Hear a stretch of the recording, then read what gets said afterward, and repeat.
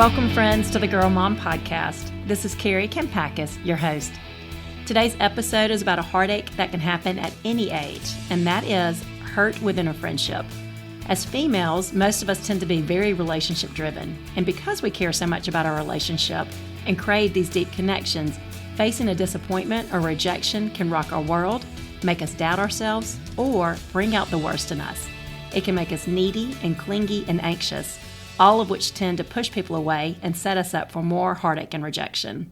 Disappointment is a part of life, and though our instinct is to try to force a friendship to go back to normal or to try to control the outcome, the better option is to do our part, be patient, and find peace and trust in God.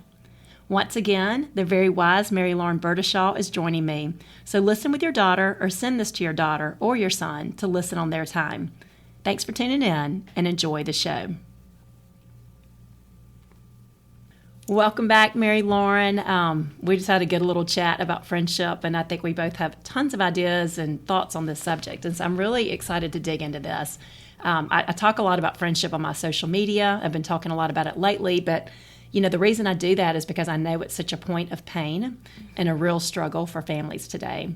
Obviously, I know about it within the girl world because I'm raising daughters and I'm working with mothers and daughters, but I know that moms with sons are having the same issue, and also that women are having the same issue. I actually had a few people this week ask if I would do some messages on friendship in your empty nester years, because as moms, sometimes our friendships are based on the things that our kids are doing and the relationships we make. And while some of those relationships will last, some of them don't. And so it's very, easy for mom to go from having a very full social calendar to not really having anything to do because their child is no longer playing football or doing this sport or this activity that once bonded them to other moms, and now they've got to go make other friendships. So let's just talk about the state of friendships today, and we're just going to try to do some really practical advice and just try to share what we have learned in our respective lives about what makes a friendship work, what you can do, if you're just trying to do your part. We can't control anybody else. We can't control their actions or their words, but we can be faithful to who God is calling us to be, and we can be the friend that He's calling us to be. Mm-hmm. That's so true. Friendships, I would say having godly friendships are probably the number one most important thing to have in this life other than a relationship with God Himself. But it can be really easy, since friends are obviously a big part of our lives, just to put them on the pedestal that only God is supposed to sit on. And that's why sometimes we get really hurt or really affected. We forget that everyone messes up. We all fall short of the glory of God. We all sometimes do things out of selfish ambition or say words that are hurtful. And not that there's an excuse. Sometimes that's always wrong, but just I think sometimes it can reveal our hearts in an impure place before the Lord. Sometimes we put too much weight on our friendships. We have too much dependence and reliance on the state of our friendships, even more so than the state of our heart before the Lord. And that's never going to work out. Yeah, and it reminds me of how I have a friend, and she said that when she was in college, she broke up with her boyfriend, and she was devastated. And she was talking to the campus priest, who was a very wise man. We all loved him. But she was like, he told me something I'll never forget. He told her, humans make terrible gods. And it's so true. And I think that so many of our issues and relationships is because we're making a god of a friend group or a boyfriend or a girlfriend or whoever it is. And, they're going to disappoint us. That I have a friend that tells her daughter used to tell her when she was little, "Oh, Mom, you're perfect." And her mom was like, "Do not put me on a pedestal because I will only disappoint you." We can't put that expectation on anybody. Right. And that's what I see happening a lot in today's society, is that people expect perfection of their friends, or they think this perfect friend or friend group exists, and it doesn't. And so we're not giving each other that room to be human. Yes. And it's hard because you do have to have healthy friendships. You've got to set boundaries with people who are not good for you, who you can't trust, who have betrayed you, or who are mean, whatever it is. You've got to surround yourself with good friends, but at the same time, you've got to give your friends, those real friends in your life, room to have a bad day. You've got to show them grace. You've got to do these things, and also know that most relationships, really any relationship that lasts long enough, is going to have ups and downs. Right. A friend and I talked about this. She's like, there is not a long-term relationship in my life that we have not gone through a season where I wondered if we would be friends. Like most friendships, if it's going to last 30, 40, 50 years, there's going to be a time at least where you just wonder if it's going to stand the test of time. And I think in those moments, those are the moments that really just take us back to God and help us find our security in Him, and just find peace in doing that we're doing the right thing, and giving our friends room. Sometimes people are going through hard things that we don't even know anything about. They have a problem that's causing them to react differently to us. There's a struggle they're going through. And so I just think that it's important for us. I mean, it just keeps going back to God, finding our security and our strength there, and knowing that our friendships can change. We're going to have those disappointments and rejections, but how we handle them is really going to influence whether we have strong relationships in the future. Because if we do get needy and clingy or angry or just full of hate and rage and, act on these knee-jerk reactions because we're upset over what somebody did to us, it's not going to help us build better relationships in the future. True. You just summed it up right there. It's like, I heard it said the other day, kind of just repeating what you just said in different words of like, if we're putting our hope in God's promises, like they're always going to underdeliver. But if we put our hope in the person that is God, like He'll deliver every single time. It just reminded me of that, because that just proves that, like, even if, because He does make promises to us, that He has good, pleasing, and perfect. He has a good, pleasing, and perfect will, that He has plans to prosper us and not to harm us, plans to give us hope in the future. But it's like, and I do believe that's true, that He does have a place and a person to marry and community and good things in store for us. But if we're holding out for those things, even if we get like the best version of them, like the best job, an amazing husband, an amazing friend group, they're still not going to deliver like the way only God Himself can. Like, He's the faithful one, and so it kind of just takes the pressure off, like, not only our friendships, but on us, just to like be the perfect friend. And we don't have to strive to like be this person that every single person is blessed by. It's just, when we all are putting our hope in God, everything else is just like a cherry on top, Right. It's so true. And, and I think about, especially, I think sometimes the hardest friendships to navigate are the friendships with your first child from a mom perspective, because what I see that tends to happen is that, like, in elementary school, they make their friends. I feel like in elementary school, people can click with a lot of different people. And even with my friends, I could get together with my friends. Our kids would always like click and play. But as your kids get older, they start to have their own interests and preferences. They don't just automatically have chemistry with everybody. And so what sometimes happens in friendships today is that, you have friends with you have kids together at the same time with your friends, and you're thinking, oh, they're going to be BFFs for life. Maybe they are when they're younger. But then they get older, and sometimes these kids that have been forced into these relationships, they change, and, they start parting ways or start drifting apart. And as moms, it's really easy to panic. Right. And try to control the situation. And I'll never forget, it was a high school counselor that was telling me once that she has worked with teenage girls for forever. And she said that one of the biggest issues that she sees is these girls who have a lot of drama that have really been forced into relationships because their moms were friends. And she goes, on their own volition, I don't think they would have chosen each other, but they were forced into it, and it worked when they were younger, but then they get older and it doesn't work. Right. And so I think as moms, we've got to be so careful, that one, I just did a post on this, we've got to keep our mom friendships separate from our children's friendships, because if I'm friends with their best friend's mom and my daughter and her best friend have a tiff and then they drift apart, then, that shouldn't affect my relationship with that mom unless something drastic has happened, unless something big. But, I've learned that even when your kids drift apart, chances are they're going to come back together. If it's a real friendship, they're going to find each other again. And if you keep a good relationship, you don't have to be best friends, but if you just keep that door open, you think that, you never know what's going to happen down the road, then a lot of times those kids will find each other again. They'll come back to what is real, and you have not burned that bridge as a mom. Right. But what sometimes happens, a friend of mine described this a good way. She said that, she's like, I see in my community that a lot of moms just try to live in a state of preservation. Like, they find those friendships they want their kids to have. They feel very secure in that. But then come middle school or late elementary school, they see the shifts starting to change. their child is left out or there's some rejection and they're panicking. And so they're planning trips or getting tickets to a concert and then just trying to force this group to stay together. Right. And, I think what we forget, and I have been there, because there's a security in knowing that your children have good friends, and we all want that. But sometimes when we're trying to force a friend group to stay together or force friends to stay together, when maybe they're meant to drift apart for a while for different reasons, then what we're missing that freedom that comes on the other side. Right. But, we got to stop controlling and then just trust it to God. Yes. And sometimes it means your child is going through a lonely season. Yes. It might mean that they're not getting invitations every weekend. But, I say this when I give talks on friendships and to moms. I'm like, I know very few people who make it through high school, even like the most popular kids, the kids you think have everything going for them. Most of them have a lonely season. There's a lonely season in there. And sometimes you need that lonely season to get the reset that you need. Sometimes you need it because you've outgrown a friend group, or they're making choices, or, have values that are different than yours. And it's really your protection that these things are happening. Yes. And so I just think that there's so much freedom when you can do it from a faith standpoint, and just know that don't put those friends on a pedestal. Like, love your friends and be a great friend, and, try to create those friendships that will last 20, 30, 40 years. That's the goal. But just know that ultimately, only God is our real hope. Only Jesus can give us that security we're looking for.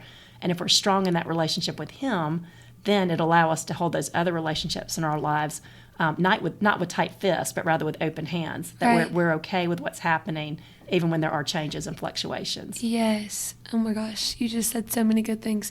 Just to speak to that state of preservation that so many people are after, which understandably so, because it does bring a lot of comfort and just confidence when, your child, or when the child has a secure friend group. But that's just like not really leaving God to like be who He is sometimes, because He likes to do something new. Sometimes God does something new, and it can be a hard thing to realize, but also a really beautiful thing when you just start seeing like He makes everything beautiful in its time. And sometimes, He'll give you friendships for a certain season that weren't meant to like carry on to the next season.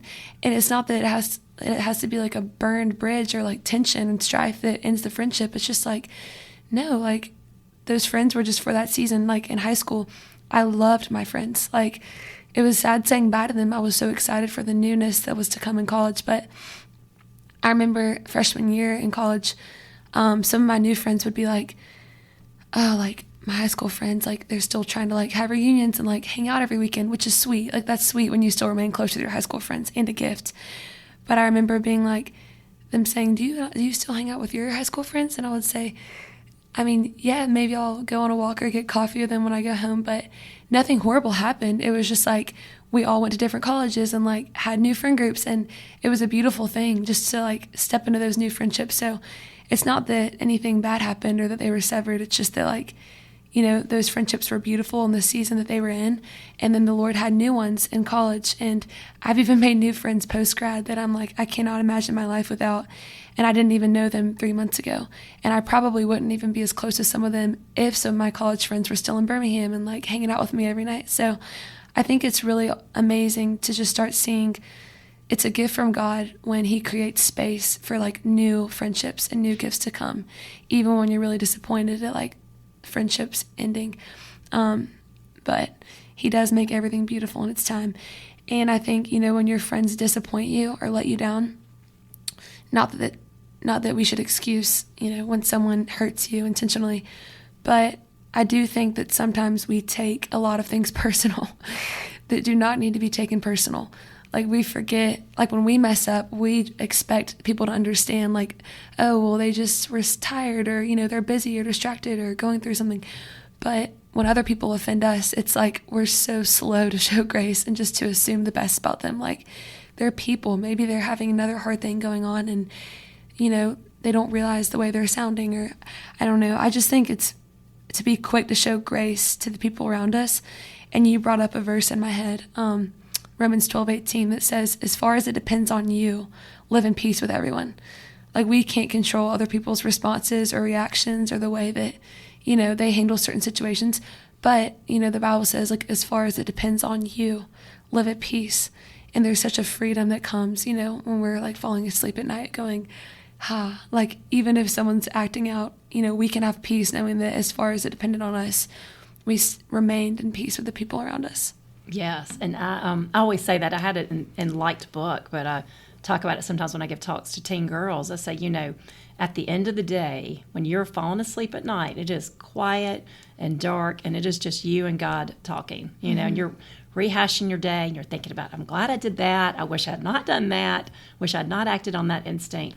But I truly believe it's only two questions that really matter. And one is, am I pleasing God? And then two, do I like who I'm becoming? Yes. And I think when we are wise with how we handle rejections and disappointments in our friendships, it helps us stay at peace with ourselves. Yes. Because if we're not wise in those moments, then we're going to have that inner tension. We're going to stay mad. We're going to hold grudges. And it's going to eat us alive. And it's going to make us the kind of people that we don't want to be. Right. It's not going to bring out our best. And you brought a great point up, too. And recently I was listening to an Andy Stanley podcast, and I love his podcast. They're very practical. I think his tagline is, make better choices and live with fewer regrets. And he was talking about when relationships break, when something needs to be fixed. He's like, yes, God can restore anything, but he said you can't make restoration your goal, because restoration depends on two people, and you can't force somebody to restore that relationship with you. Right. You can only do your part. So he said, make it your goal to have no regrets. And I love that, because that puts the ball in your court. Like, I can't control what they're doing. They made a terrible choice. They hurt me, whatever. You can't control that, but you can do the right thing on your part. And I shared this story earlier, too, that, one thing that comes to mind when I look back on my life, when I went from a private Catholic school in 7th grade to a public school in 8th grade. So it was like totally different, kind of a culture shock. It was very different than what I was used to. But I made this friend early on. We were inseparable. We had kind of a friend group. We did a ton together, and we were very close that first semester. And then second semester came, and she started dating a guy, and he was in a different friend group. And anyway, we just drifted apart. And there wasn't any bad blood. It was just changes came, and so we just parted ways. And we ended up, we were cheerleaders together, so we were still interacting, but we were not like great friends. We weren't doing things together on the weekend, but it was nothing bad between us. But, when I look back on high school, my number one memory of her is not that drifting apart that happened when we were in 8th grade. My number one memory of her was that 2 years later, when we were in 10th grade, I was in a car with some friends one night, and we'd been driving around and having fun, and they dropped me off probably around 11 o'clock, and they were taking my friend home. And in that car ride home, there was a car accident, and one of our best friends died that night. And he was one of my best guy friends, and it was devastating. And I remember getting my sister waking me up in the middle of the night, telling me that somebody just called and told me that he had died in a car accident. And I was so confused, because I was like, wait a minute, I was just with him like 2 hours ago. And anyway, it was a tragedy. But as I asked her who called, and she told me it was this friend's name, I was so shocked. And I remember thinking, I was kind of hurt because none of my best friends called me. I was like, why did none of my best friends call me? This happened several hours ago. And yet this girl that had been a friend and wasn't one of in my innermost circle at the time, she had been the one to think of me during that time, because she knew that we were close. So that week when I told her, and I thanked her for doing that, she's like, well, I knew you wanted to know, because he was one of your best friends. And so I think about, I feel like that's how we're meant to live. Like, even if we do part ways with a friend, instead of letting there be bad blood or anger or whatever there is, be that person that you would still be a friend to them in a moment like that you would still think about them, even if they're not a part of your daily life anymore. Right. And like I said, when I look back on high school, I don't remember why we drifted apart. I don't remember any disagreements that there might have been, but I do remember what she did for me when I needed it most. Yes. And that's such a cool story. And it reminds me of something we've talked about before, of how sometimes God recircles people in our lives. I feel like it's so easy to get in the mindset of well, I'll never see her again, or even sometimes with guys going, well, I'll never see him again. But it's really funny how the Lord will recircle people just to show us that he sees everything, and everything hidden will be disclosed, and you reap what you sow. When you sow in just bitterness and responding the wrong way, you kind of reap that later on in life. And it's not just with friendships. It's I have a friend who dated this guy, and while she was dating him, she would say we're just having fun, it's not that big of a deal. But she ended up getting pretty invested into this guy, and it ended up not being a good relationship. It was pretty toxic, and they broke up. But it was crazy. She was getting married this past year, and that guy ended up being a groomsman in her wedding. And I just remember, your worst nightmare. And this girl, I mean, she's incredible. She had like a huge heart change after that relationship, and the Lord's totally worked in her life. But it was almost funny, but it really was. It was funny because she was so secure, and like she made it into a joke. But it really wasn't funny, because it's like this guy was like standing by her side on her wedding day, and she's like, she's like, if I had one message to preach to the world, it would be, God recircles people that you never would think. It's so true. I tell my daughters that all the time. I'm like, if possible, do not burn bridges. Yes. Now, I'm like, you don't have to be best friends with everybody, and you have to know, because I'm like, some people are not trustworthy. Some people you can love up close and personal. Yes. Because they're trustworthy. Some people you love at an arm's distance. Like, you're not telling them your secrets. Right. But you're friendly, you're cordial, you stay with those topics.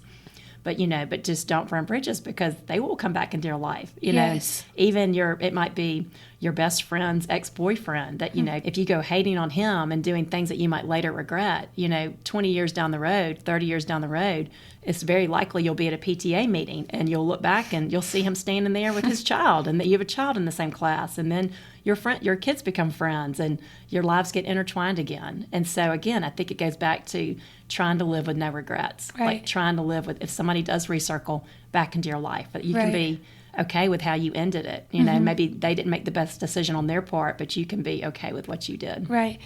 And even this morning, I was getting coffee with a high school girl, and she was like, I'm just trying to discern, like, in terms of getting hurt by your friends. She's like, what's the difference between showing grace and then, like, realizing they're just not a trustworthy friend? And I'm like, well, that's honestly a really wise question for you to ask, because, like, we will always show grace. Like, we'll never have to forgive someone or cover someone more than we've been forgiven and covered by the blood of Jesus.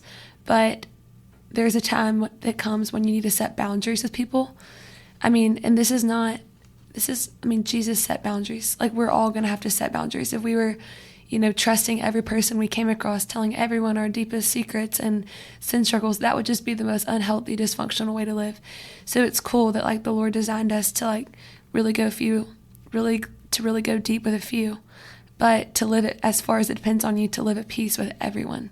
Right. Oh, I think that's a great point. And I do think that Christians can think that boundaries are a bad thing, or that you're not being loving if you set up boundaries with somebody, but it's really not, because you've got to, God, I love this part from the book Boundaries. It's like the best book. If anybody's not read it, I highly recommend reading it. But it's written from a Christian perspective. And what stood out to me is at the beginning of the book, they point out how God gives you your life, your body, and your time as gifts. And it's your responsibility to be a good steward of your gifts. And so if you feel that God is calling you to do this, be this person, to live out this mission, and there's somebody in your life who's undermining that, or who's keeping you from being that version of yourself who God wants you to be, they're bringing out the worst in you, or they're wanting to know your secrets, but then they're using those secrets against you, like, you've got to set up boundaries with them, or you're just going to be stuck in a place where you can never be your best self, that you'll never be the person that God wants you to be. Right. And you can still love them. Like I said, you're not hateful, you're not talking ugly about them, but you just realize that you're not in a place where you can have a relationship with them. Right. And you can pray for them and ask God that, we have too much water under the bridge for me to be close with them right now, but please bring somebody into their life who doesn't have this baggage with them. Right. That can be that influence that they need, and help me maybe impact them by the way I'm living my life and what they're seeing from afar, that maybe they will want to make some changes and restore that relationship. And I think that's important to say. It's never worth it when a friendship makes you jeopardize your connection with the Lord or the calling He has for you. It's never worth it. Like, and sometimes that's a hard thing to realize, that, because friends do sometimes bring us confidence and we feel secure if we're in a certain friend group. But if we have friendships that cut and that take away and that distract or like tear down like who we are in the Lord and the gifts He's given us, it it is never worth it to have friendships like that. And I don't mean to sound insensitive, because I've lived this. I had my best friend from elementary school. I went to a tiny Christian school growing up. She was like, we were joined at the hip. She was such a big part of my life. And I remember we ended up, when we both left that small Christian school, I went to a public school and then she went to a different public school. And I just immediately loved my new friends, and she was kind of struggling with loneliness and had a harder time. And I would just still try to hang out with her, but you could tell right off the bat that she was choosing to make decisions that were not honoring the Lord. And anyway, I remember having such a guilt though, and I would tell my mom, I'm like, Mom, I need to be a good friend to this person. I need to hang out with her. And so for a while I tried to keep that up. And then I remember even when we started driving, I would go drive to see her and try to talk to her.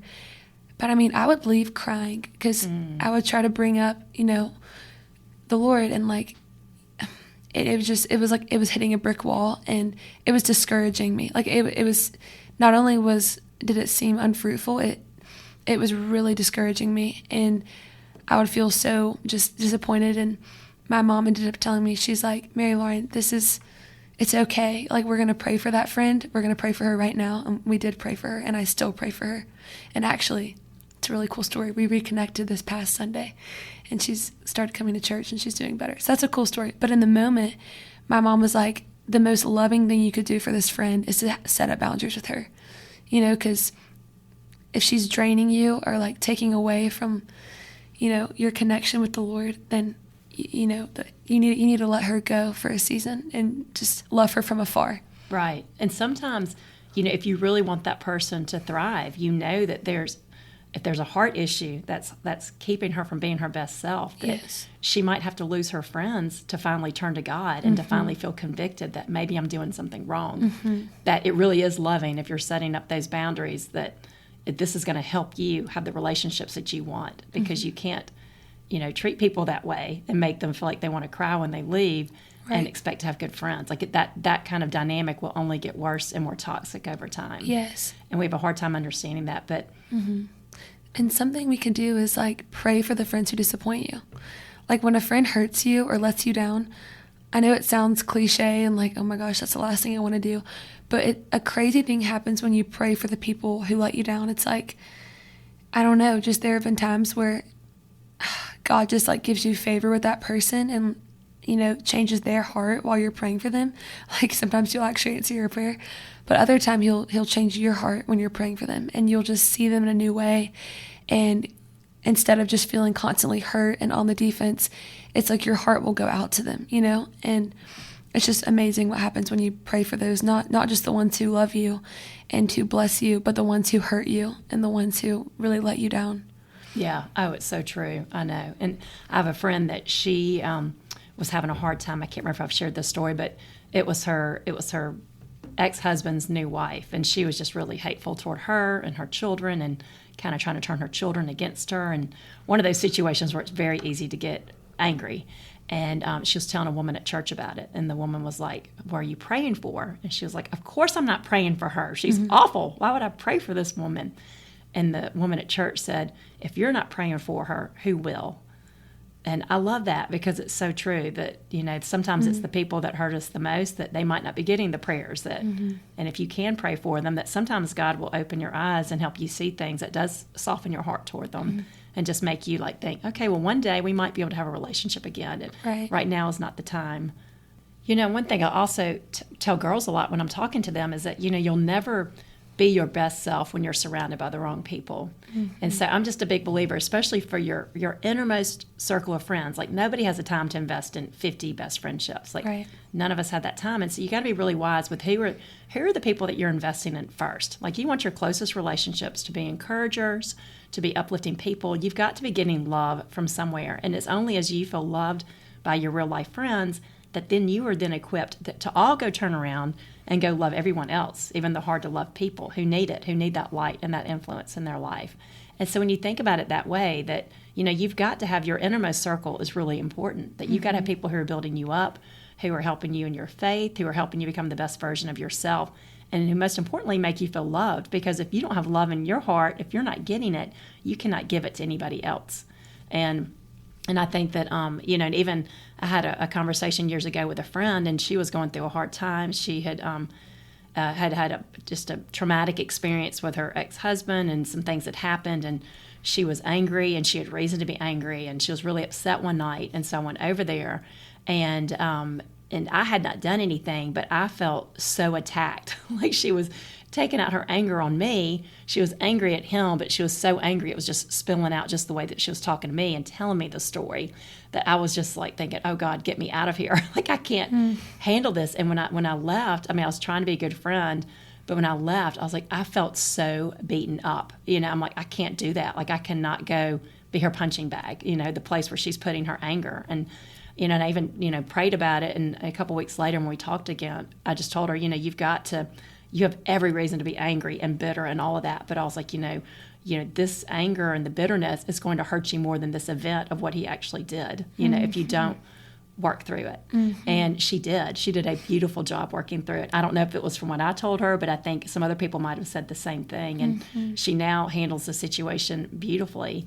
But I think that's just an example of like, sometimes we have those lonely seasons, we have those disappointments in our friendships because somebody's going through a hard time, and sometimes they're taking out their anger or their bitterness on people, and friends will leave. Your good friends are going to leave if you're doing that, which is why it's so important for us to go work these things out with God, and to try to get our heart in that place where we are not living with that rage and bitterness and anger. And it's so hard, the older you get, especially because you go through these life events where you have every reason to be mad and upset, but it really hurts us in those relationships in our lives. Right. And one thing I'm thinking about is like, we can't always control who we're surrounded by, like you can't help it if you're put in the classroom with these people or on a team surrounded by those people.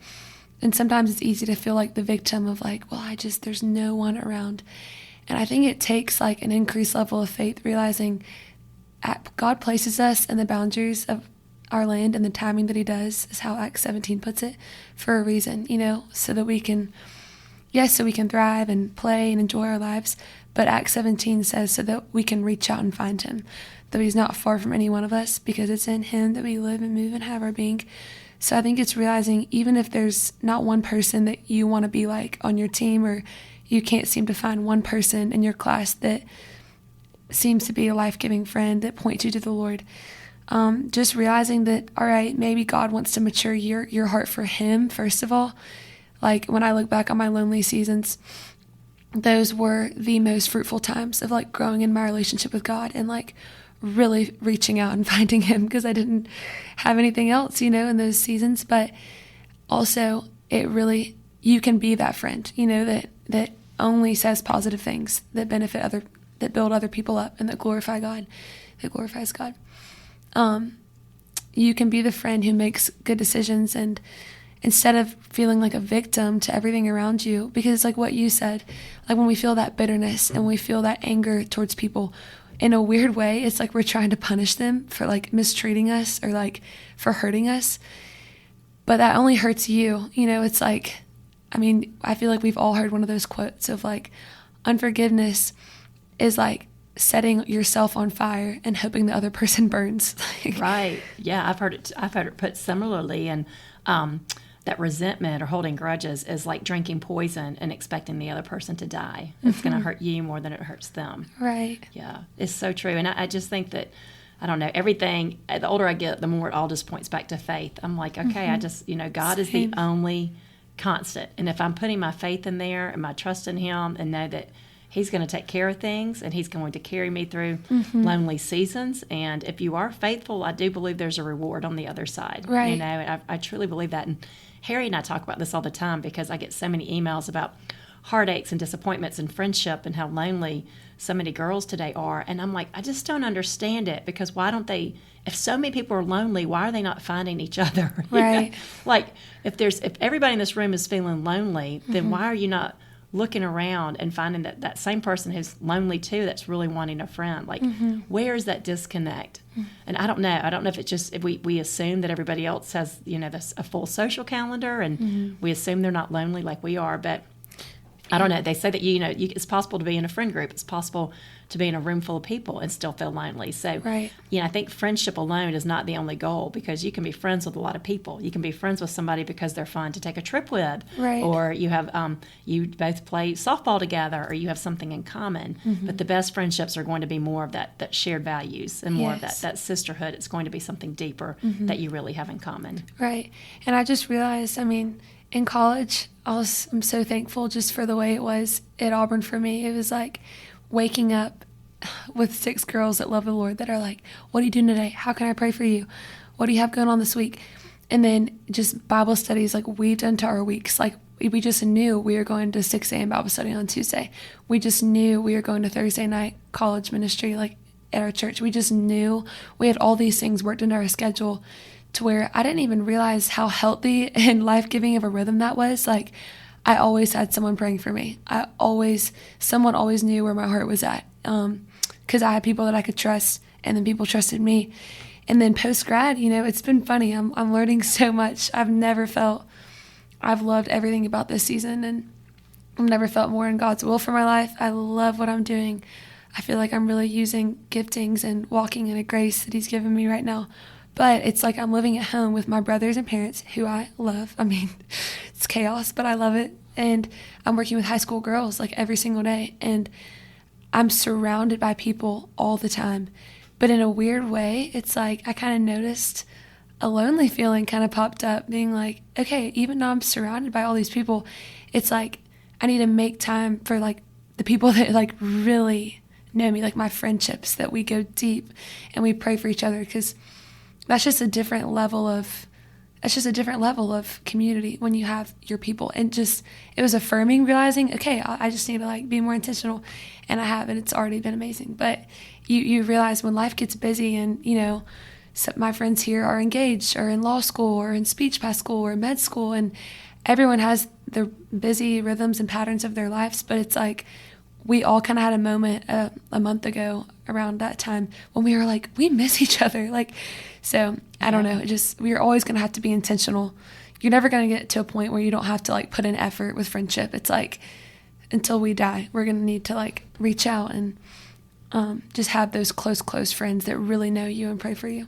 Oh, that's so true. And I've even told Ella that, because she loves Auburn so much, and she's got awesome friends, and she always has people to do things with. And I'm like, just enjoy this. I was like, never again in your life are you going to be in a bubble with people that are all your age, and you all have some free time where you can go grab coffee or go on a walk or do whatever. Like, it's such a gift. And the way that I see that season for you is that you saw what's possible in friendship. You saw that this kind of community is possible. So now God has equipped all of you girls, all 6 of you, to go out into your respective world, whatever you're doing now, and go show that to other people. Go teach other girls how to do that and how to be that kind of friend to other people. Because it sounds so basic, but I'm like, that's the missing link, is that a lot of people don't know how to create a community like that, and they don't know that friendships like that exist. And I talk to a lot of people, they're like, my friends have always been snarky and mean and kind of, short with each other, and they just think that's normal. They think that's how friends treat each other. And so sometimes it takes seeing somebody do it differently that you're like, wow, well, that's the kind of friendship that I want. Maybe we didn't have it right after all, that those are the friendships that are really going to be healthy for me and help me become the person I'm meant to become. Yeah, and it all starts, you've said it, I feel like we keep coming back to this, it all starts with putting your faith in God, because He's the one who works everything out for your good, like even the lonely seasons, even the hard friendships, even the disappointments, only He can work out every single thing, mistake, disappointment, for your good, like no person's going to do that for you. Yeah.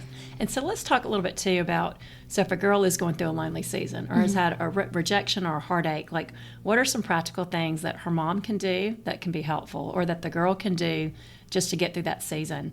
And, I tell moms too that even when my girls have gone through a lonely season or some kind of rejection, like I hate it. Obviously, I do not ever like to see them upset or sad, but I've seen enough of God's work in my life and their lives by now that I just learned to trust Him. And sometimes I just try to thank Him in advance. I was like, okay, I'm just going to trust you with this, God, and just please, if we're faithful, just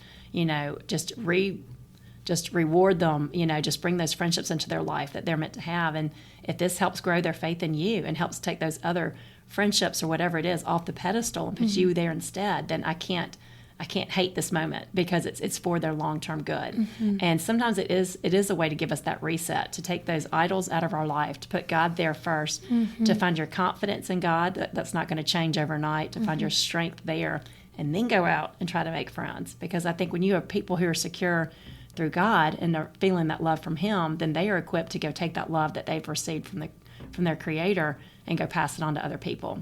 100%. And it's love that you can give without strings attached. Yes. You're doing it without motive. Yes. I can bring you hot chocolate on your birthday because I love you, but I'm not going to get upset if you forget to bring me hot chocolate on my birthday, because it's not like I have a hidden motive in doing it. You're just loving people the way that God loves you. Yes. And I think when you have friends who are like that are givers, and they're just kind-hearted, and they're both doing things for each other depending on who has more energy at the time or more capacity at the time, and you're not keeping score, then that's when something really beautiful can be started. And you're not looking inwardly. Like, you're focused on other people, and you can't do that. That's so otherworldly, to like genuinely focus on other people and to genuinely want the best for them.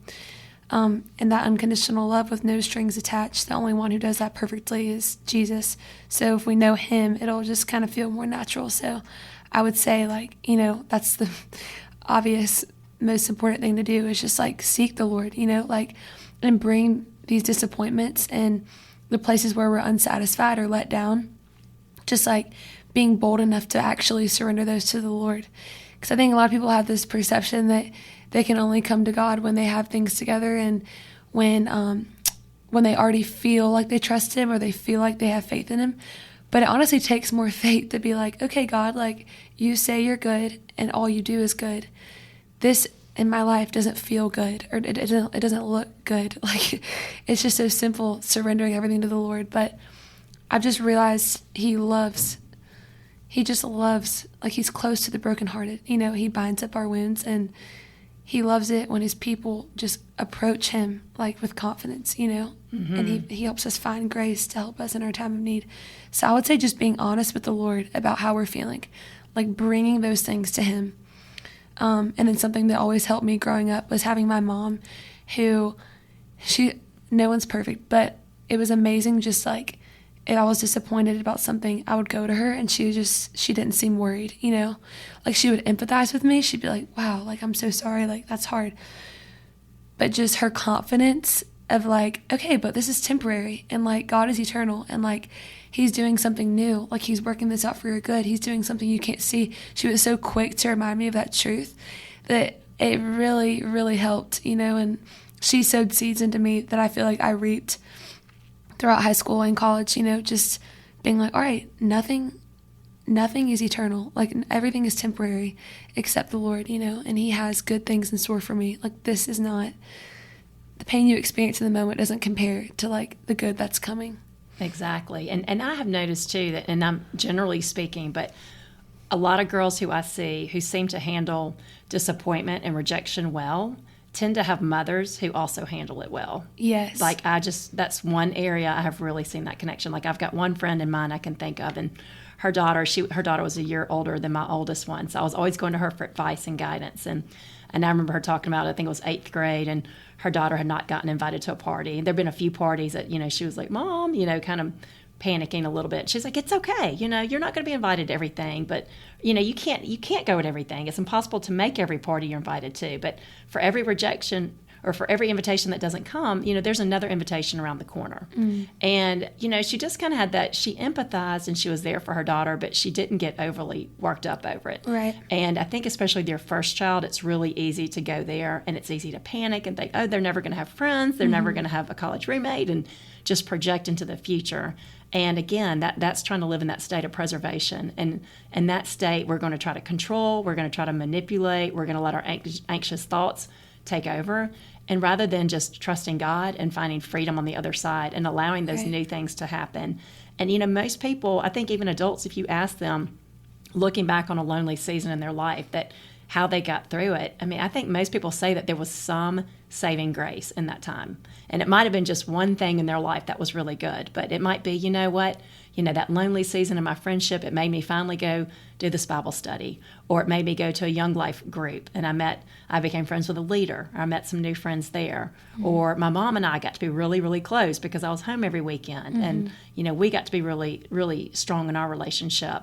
So I think there's always a silver lining, and as we find that, even in those lonely seasons, and we can thank God for that, knowing that more blessings will come, but He's going to take care of us and give us what we need in that moment. It helps us get through those hard times. And I always tell moms too, if your child is going through a lonely season, then show them extra love. Like, that is the time to bring in the troops. I think grandparents are one of the most underutilized resources on this planet. Mary Lauren, I was telling you earlier that some of the most confident kids I know are the kids in the Greek church, just the Greek community. And I think it's the way that they do life together as families, just intergenerational relationships. I mean, the grandkids and their yayas and their papus, they are all so close, and they might get together, every Sunday. And even Harry, growing up, he said that, every Sunday they would drive from Gadsden to Birmingham. It was an hour each way, have like a 2-hour church service, and then spend the whole afternoon at their uncle's house. And so they're tight. And so I think what I'm seeing with a lot of kids today is they're rejected, or, kids can be mean. It's just a mean culture that we're raising kids in. There's a lot of heartache and hurt out there. But I truly believe that we can get through these heartaches and hurts if we've got a strong support system. If we've got strong relationships in place, and if we've created a strong family unit. And so for parents, I'm like, try to create that environment at home. And I know some people listening might be single moms, or they don't have grandparents, or they don't have these resources. So I'm like, get creative. But, you just want to create a loving home, just a place where your child does feel secure. But like I said, some of these kids that I see that are so confident, they've got such a strong family network that, like, even if there's disappointment in their friend groups, they're getting love in another area of their life. And they have that security of that strong family unit. And I feel like that's where I see the devil really working. It's undermining families, undermining marriages, undermining relationships between parents and teenagers, really destroy those things. And then these kids are struggling, and they don't have that family foundation or that strong home foundation. So as moms, God works with all of our circumstances, whether we're working or staying at home, whether we're married or single, but just praying about that and say, okay, God, my child needs extra love. Give me some ideas, who should I call? And it might be somebody that comes to mind is the youth pastor at church, or, their dance instructor who has always loved your child and taken a special interest in them. Might be reaching out and saying, hey, would you take them to coffee or take them to get yogurt? Just something to get your child out of their rut and to help them feel loved, and to know that there's nothing wrong with them, that they are loved and that God has a plan for them. And when they need somebody speaking life to them, they have somebody that's not their mom, that is not, obligated to do it, somebody that outside the family to give them that love and support. Yeah, that's so cool. And it's crazy how much I think back to my mom and think back to my dad in those seasons. It's like everything they said was true. And I think we forget, more than someone needs good friends, more than someone needs, a perfect family, like, they need to know who God is. And so just any reminder of who He is such a blessing, because He's the only person who doesn't change. Seasons come and go, but, like, He remains forever. And I think that's what you cling on to when life gets hard, when life disappoints you. Like, knowing that God is good, knowing that He is your shepherd, that He is your friend, that He's your wonderful counselor, that He's a safe place. I think just having people that remind you of who God is, like, that will never be wasted. Yes, exactly. And another thing that we talked about covering before we end here is just also, when you find those friends, when you find those good friends in your life, the real friends in your life, is just not being stingy with them. I think true friendship, when you really love somebody, you want other people to know how awesome they are. You don't want to just keep them to yourself. And that's a sign of a true friendship. And even when I was younger, I always seemed to be like introducing friends to each other. And I loved it. But then sometimes you'd see those two friends doing things without you. And that's when it's easy to be like, oh, she's going to like her better than me, and get competitive in your friendships. And I think it's little dramas like that really can undermine strong relationships. And as I've gotten older, I've realized that, a true friend, when you love your friend, you want other people to know how awesome they are too. And you want to share them. It's rewarding to see other people discovering what you've seen all along. And an example that comes to mind was my best friend Greta. Since she was my best friend since 8th grade, and she came to a speaking event I had several years ago. And afterward, these moms that have been longtime readers of mine came, and and they were talking to me, and I introduced them to Greta, and we just all started talking, and she ended up just like holding court. Like, she was hilarious. They were just dying laughing because Greta was so funny, and she was just on that day. And it made me so happy just to sit back and watch them appreciate my friend, and to see in her what I've known since 8th grade, which is why we've been friends for so long. And I thought, when I was younger, if this happened when I was younger, I might have been jealous that, they're taking more to her than they are to me, But because I love my friend and I'm in more of a mature place at this point, I can appreciate her and be that kind of friend that I'm like, I'm not scared to share her with other people because I want them to know her. Mm-hmm. And I think that, as we kind of take these mentalities out into the world, we're going to find those friends who are uplifting and who are speaking life and who are, willing to share us with other people too. Yeah. And if you find someone like that who genuinely wants the best for you, sometimes it's like hard to tell at first, but you'll know, Yes. You'll know pretty soon, is that like whether or not someone's genuinely after your best. And yeah, those are the friends that are set apart and that should remain in your life for a long time. Because I have stories like that too, where I introduced someone to someone and now they're living together like post-grad and like best friends. And I'm like, wow. And it is rewarding. And another story that comes to mind is one of my best friends in college was dating a guy who actually played football at Clemson. And there was a big football formal coming up. So I went with one of his friends. So while I was there, I met some girls. And it's funny, like we still keep up to the point that I'm actually going to one of their weddings this upcoming spring, and my friend who introduced me to her didn't even get invited, and she like laughs about it. She thinks it's so funny. I mean, these girls like came to stay with me like in Auburn, and the friend that introduced me to them wasn't even there. It's funny how she's the one who connected me to these people, and now like those are friendships that I think will last forever. And so it's just when you start seeing other people's gains as like not your loss, Yes. Another person's friendship is not an absence of your own, or like when something works out for someone else, it shouldn't be your loss, and I think that's a sign of spiritual maturity when you realize you genuinely just want the best for everyone. Yes, and I think that's only possible when we can do what we talked about earlier, not putting friends on a pedestal, putting Yes. God there instead. Yes. And just having that, God, we just want to show your love to others. Mm-hmm. And I do believe that if we're showing his love to others, then he's going to bring the right people into our life, and people will be drawn to that. Maybe not everyone, Mm-hmm. but the people that are meant to be in our life. It's a simple promise, but Matthew 6:33, when you seek first his kingdom and his righteousness, all these things will be added to you. I just think that promise holds true for so many things, but especially friends being like, okay, if I'm going to seek God first and his kingdom, he will add whatever I need to keep doing that. The people, the place, the opportunity. Yes.